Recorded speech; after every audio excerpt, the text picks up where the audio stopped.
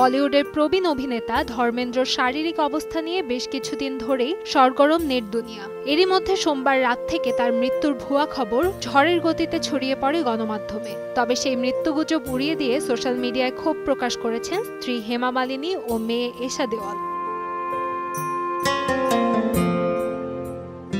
পরিস্থিতি সামাল দিতে ধর্মেন্দ্র কন্যা এশা ইনস্টাগ্রামের একটি বিবৃতিতে জানান, ভুয়া খবর ছড়ানো হচ্ছে। আমার বাবার অবস্থা স্থিতিশীল এবং তিনি ধীরে ধীরে সুস্থ হয়ে উঠছেন। বাবার দ্রুত আরোগ্য কামনায় প্রার্থনা করার জন্য আপনাদের অসংখ্য ধন্যবাদ। ভুয়া মৃত্যু সংবাদে ক্ষোভ প্রকাশ করে স্ত্রী হেমা মালিনী এক পোস্টে লিখেছেন, যা ঘটছে তা ক্ষমার অযোগ্য। কিভাবে সত্যিটা না জেনে এই ধরনের ভুয়া সংবাদ ছড়ানো হতে পারে তা আমার বোধগম্য নয়। ধর্মেন্দ্র চিকিৎসায় সাড়া দিচ্ছেন ও সুস্থ হয়ে উঠছেন। এটি অত্যন্ত অসম্মানজনক এবং দায়িত্বজ্ঞানহীনতার পরিচয়। দয়া করে পরিবারের গোপনীয়তার প্রতি সম্মান জানান।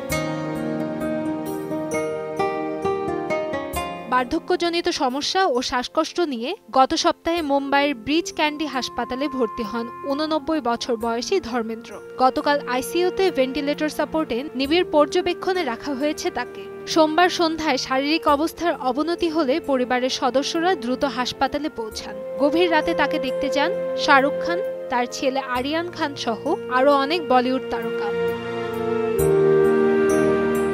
কান্তাময়ী স্নেহা, সময় সংবাদ, ঢাকা।